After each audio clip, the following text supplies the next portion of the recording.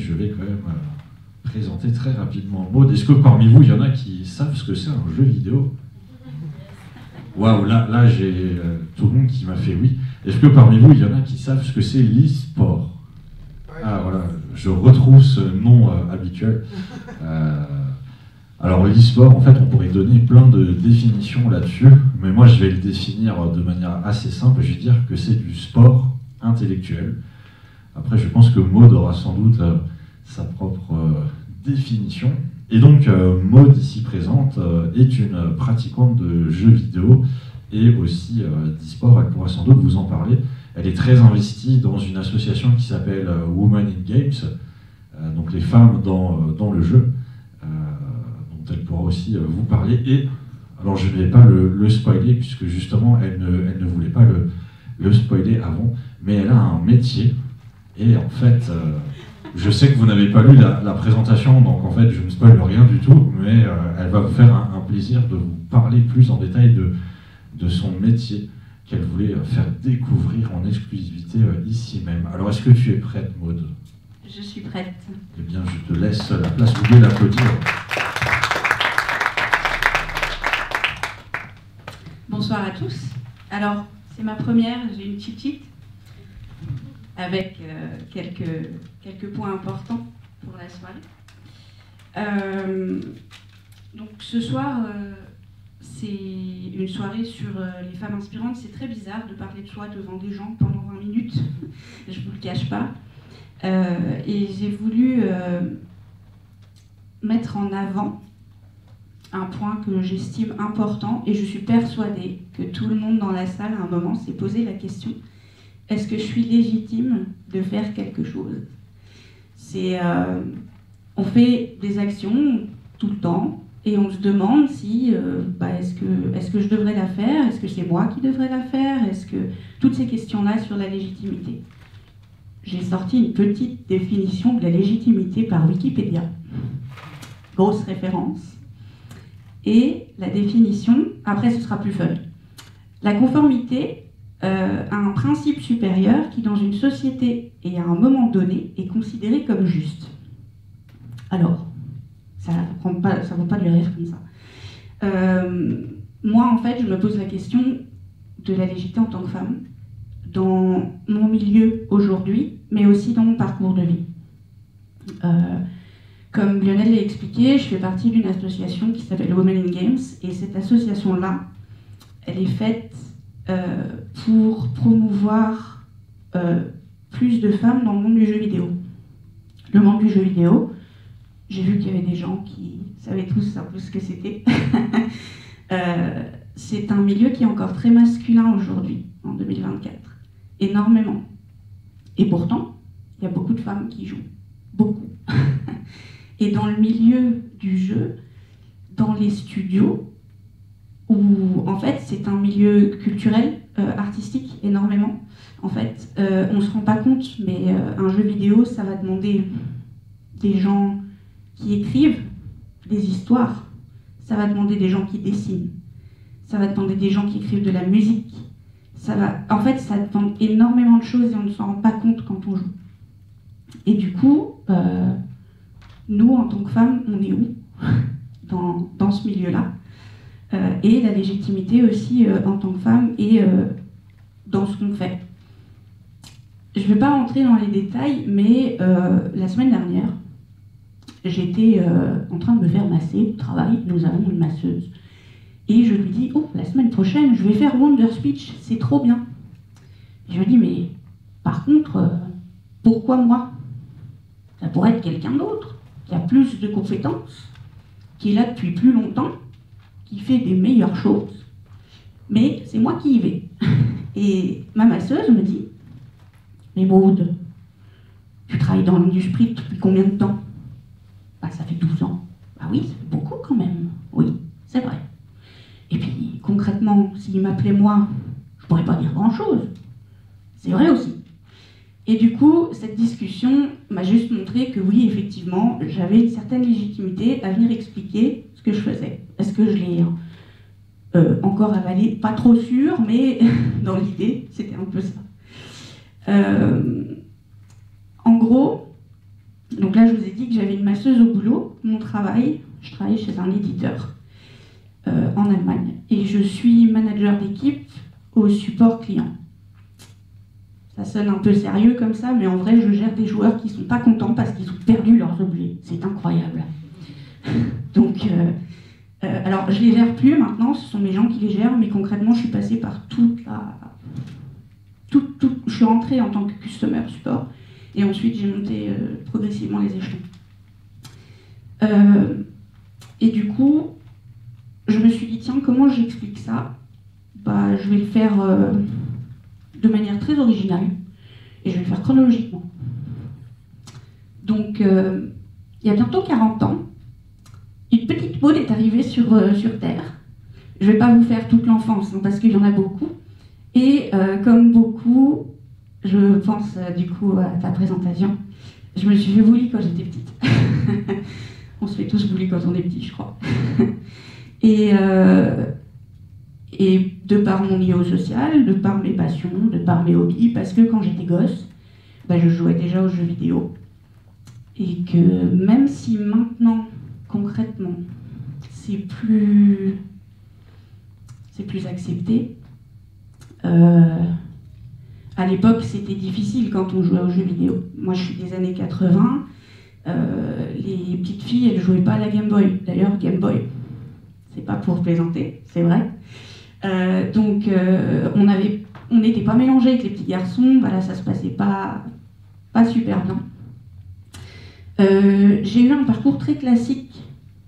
J'ai fait un bac littéraire. Je voulais être prof de français et j'ai fait mes études pour être prof. Il faut savoir que c'était classique, mais pas trop classique quand même, parce que je me suis dit, tiens, si je faisais prof de français en Finlande, histoire de faire les trucs bien correctement.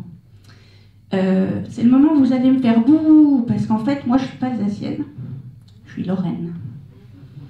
Donc, en Lorraine, et d'ailleurs dans le coin, à l'époque, il n'y avait pas d'université qui faisait le finnois. Donc, Maud prend ses petites valises et elle décide d'aller en Normandie.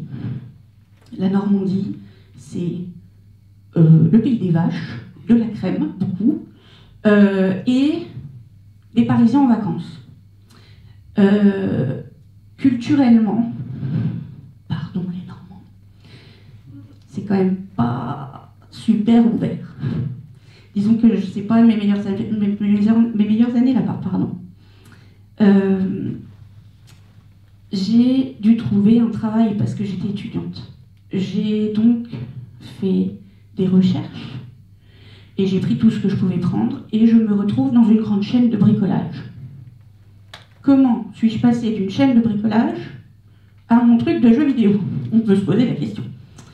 À l'époque, la chaîne de bricolage, j'ai continué d'être bully parce que vous comprendrez que vous ne pouvez pas travailler dans une chaîne de bricolage si vous avez ces deux petits trucs qui poussent sur votre torse. Apparemment, vous ne pouvez pas forcément conseiller les clients de la même manière que quelqu'un qui n'en a pas.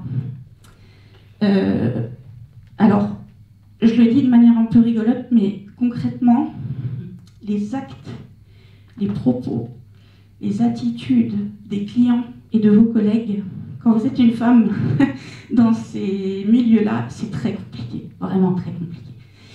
Je me suis vue avoir des clients qui refusaient d'être servis par moi parce qu'ils pensaient que je ne savais pas ce que je leur vendais, juste parce que j'étais une femme et qui demandaient à voir mon responsable.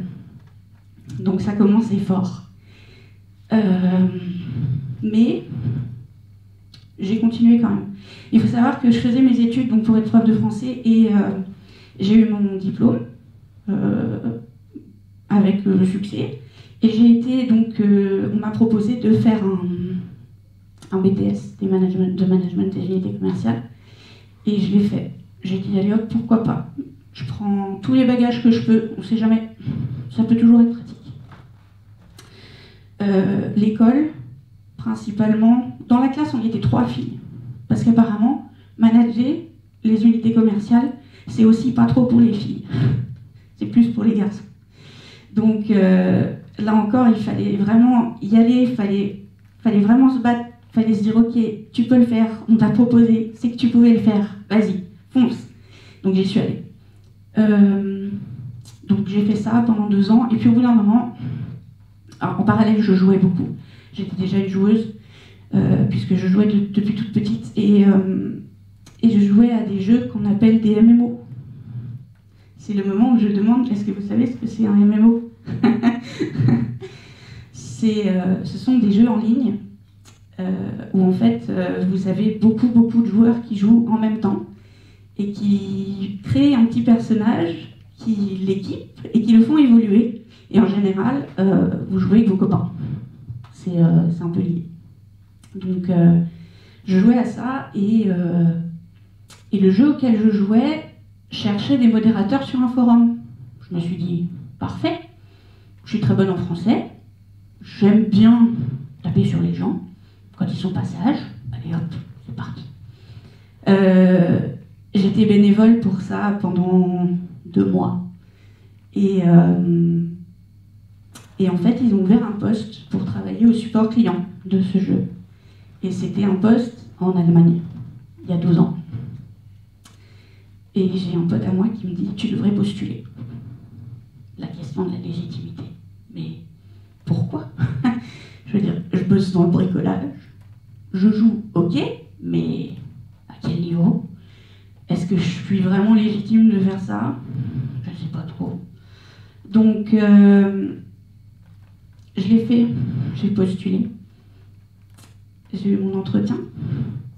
J'ai mis en avant le fait que je savais gérer les garçons qui n'étaient pas contents. Je l'ai fait, parce que c'est important, et on va y venir.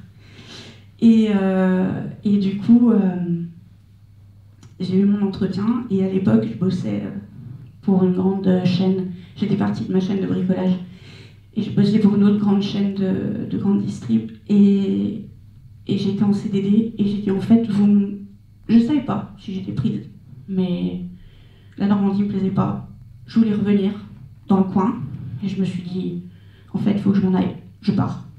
Donc j'ai dit à mon chef, tu ne me fais pas de nouveau contrat, je m'en vais. Il me dit, mais tu vas faire quoi? Je vais travailler dans le jeu vidéo.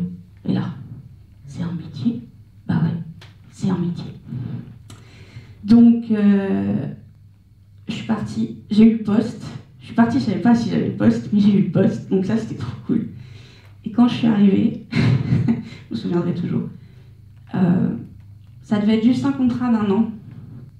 Et après, je devais rejoindre mon conjoint à Lyon. Et je lui ai envoyé un message au bout d'1 semaine et je lui ai dit, en fait, je suis pas sûre que 1 an, je vais rester 1 an. Je pense qu'il faut qu'on reste là quand même, parce que ça a l'air d'être super cool. Je me suis retrouvée en fait à faire un travail qui est dans ma passion, où je savais de quoi je parlais, et où en fait j'étais mais tellement légitime. C'était juste là où je devais être en fait. Et j'ai pris l'opportunité, et j'y suis allée. Et je regrette pas, ça fait 12 ans, je suis pas partie, et j'ai évolué dans cette entreprise. Que demander d'autre? Donc, je suis rentrée là-bas. Est-ce que je vous fais un petit topo de comment ça se passe dans ma boîte? Allez, parce que c'est rigolo. On n'a pas d'horaire de travail fixe. La boîte, on a une masseuse, entre autres. On a la possibilité de faire des team events. Les repas du midi sont offerts. La semaine prochaine, ils partent à Chypre pendant 4 jours, payés par la boîte. Bon, voilà. On va pas se plaindre. Beaucoup de confiance, un management que j'avais jamais vu avant, surtout dans la grande distribution. C'était un autre monde pour moi. Au bout de 2 ans, mon chef m'a proposé de passer responsable. Là, encore une fois, grosse question. Est-ce que je suis légitime pour ça? J'ai une équipe de... À l'époque, j'avais 15 personnes de 7 pays différents. Je vous laisse imaginer. Sachant que, encore une fois, j'ai ces 2 petits trucs-là qui, des fois, m'empêchent, avec certaines cultures, de pouvoir m'affirmer. C'est-à-dire que certaines cultures ont plus de difficultés à se faire l'idée par des femmes que par des hommes. Donc là, après, ça devient compliqué parce que, ok, j'ai un entretien à faire avec lui, mais tu peux venir avec moi dans le bureau juste pour être sûr que ça se passe bien. Donc là encore, la légitimité, grosse question.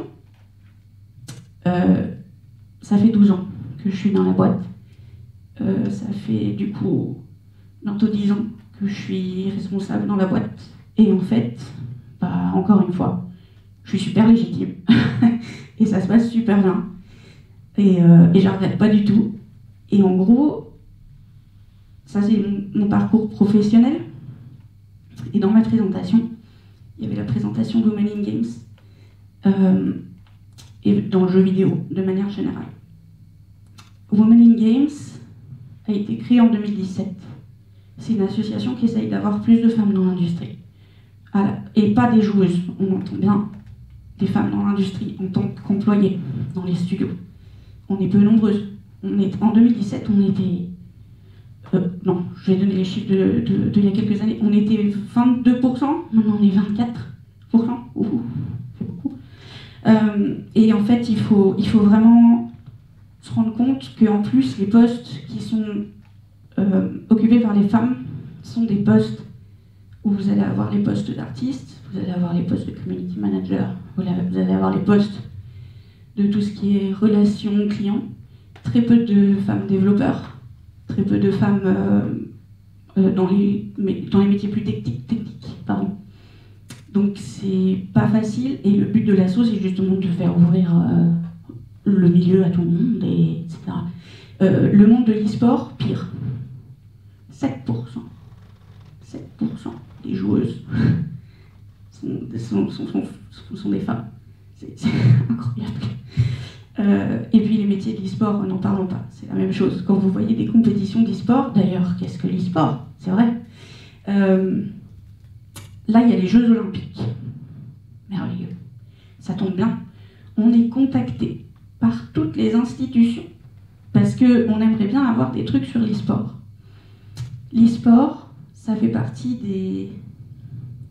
des sujets, des thèmes très polémiques, enfin pas très polémiques, mais qui fait couler beaucoup d'encre parce que c'est très clivant. On va dire que c'est pas du sport. Mais en fait, vous vous rendez pas compte de ce qu'on demande aux joueurs qui sont certes assis sur leur écran, assis sur leur PC pendant des heures, mais ça leur demande de la concentration, ça leur demande une forme physique incroyable. En fait, il y a autant d'entraînement, si ce n'est plus, dans un joueur e-sport que dans un joueur de compétition classique. Mais ça, on ne le sait pas, parce qu'on a encore beaucoup de stéréotypes autour du milieu du jeu vidéo. Et pour en revenir à l'asso, sur mon parcours dans l'asso, je suis rentrée dans l'asso en 2017 en tant que membre. Et 2 mois plus tard, je me suis dit, est-ce que j'y vais en tant que membre active? Je vais aider, quoi. Je vais être bénévole. J'y suis allée. Et là, je me prends le pôle le plus chiant de l'époque, qui était le rôle partenaire, c'est-à-dire, ah bah, il faut qu'on trouve des sous pour l'asso, il faut qu'on ait des partenaires avec les entreprises, il faut avoir des contacts à l'ego. Mais j'ai jamais fait ça. Bon, c'est pas grave, on va y arriver. Effectivement, on y arrive. Beaucoup de conviction et de tchatch, on y arrive. 2 ans plus tard, je me suis dit, bon, est-ce que je me présente au CA? Encore une fois, cette question de légitimité. Est-ce que je suis légitime pour y aller? Et en fait, je me suis dit, ça fait 3 ans que tu y es. Tente, 4 ans. Vas-y, fais-le. Et je me suis présentée, et je ne sais pas si vous savez comment ça fonctionne les assos, mais souvent les CA sont élus par les membres, donc vous faites campagne. Moi je suis arrivée les mains dans les poches, non, j'ai pas envie de faire campagne, ça me saoule, donc je vais y aller et puis on verra bien. J'ai été élue. Donc pourquoi faire campagne? On se pose la question. Donc j'ai été élue au CA, et à ce moment-là, vous vous rappelez, j'ai fait lettres. Bah, j'ai la trésorerie, parce que c'est rigolo. Je ne vous raconte pas. Mais là encore, il fallait bien le faire. Donc, et aujourd'hui, oui, bah, je suis toujours, j'estime être encore légitime à mon poste. Et récemment, j'ai récupéré du coup le pôle e-sport, alors qu'il y a encore 1 an, Bah, les sports, pour moi, c'était du sport sur un PC, quoi. J'exagère, c'est pas vrai, j'avais quand même une base, mais je le voyais pas comme ça. Donc, et je me suis encore posé la question de la légitimité. Est-ce que je suis légitime pour ça? Et une chose qui est ressortie de toute mon expérience depuis mes études jusqu'à maintenant, c'est qu'en fait, c'est ce que tu disais, Elsa. Le regard des autres, il a son importance jusqu'à un certain point. Oui, effectivement, j'aurai toujours des gens qui me jugeront. J'ai eu des expériences ultra sexistes à mon travail. Pas avec mes employeurs, ni avec mes collègues, avec les joueurs. Et franchement, je vous passe les détails. Mais du coup, je suis restée là quand même. J'ai tenu. Quand je me suis pris des messages de harcèlement sur mes réseaux sociaux, où on vous souhaite la mort de votre famille et que vous êtes là, je fais quoi? Il est 10h, on est dimanche. Et c'était à l'époque où on n'allait pas voir la police parce qu'on se faisait harceler sur les réseaux sociaux parce qu'il n'y avait rien de fait. Maintenant, ça a changé. Mais à l'époque, c'était pas le cas. Et je suis arrivée au boulot le lundi en leur disant, voilà ce qui s'est passé. On m'a proposé de changer mon pseudo parce que je travaillais avec un pseudo. Et là, je me suis posé la question, je me suis dit, bah non. Ce serait leur donner raison. Donc, je vais rester là, avec mon pseudo. Et puis, ils verront que je suis toujours là. Et qu'ils ne m'ont pas fait tomber. Et je pense qu'il faut de la persévérance pour faire ce qu'on veut. Il faut croire en ce qu'on veut faire. Il faut saisir les opportunités quand elles se présentent. C'est super important. On se pose des questions. Après, c'est pas grave. Et si on se casse les dents, tant pis, on remonte. C'est pas gênant, mais il faut y aller. Aujourd'hui, mon boulot, c'est un rêve. Je veux dire, qui rêverait pas de travailler dans sa passion? En vrai, c'est top. Qui va pas au boulot sans prêter des pattes? Enfin, moi, je vais au boulot, j'ai pas l'impression d'aller au boulot des fois. Donc, c'est quand même trop cool. Et du coup, franchement, ça, c'est trop top. Et pour en revenir au point dont je voulais parler au départ, qui était la légitimité, pour moi, la légitimité, on est légitime dès l'instant où on le décide. C'est aussi simple que ça. C'est, voilà, on prend nos décisions et on y va. Voilà. Je suis bonne?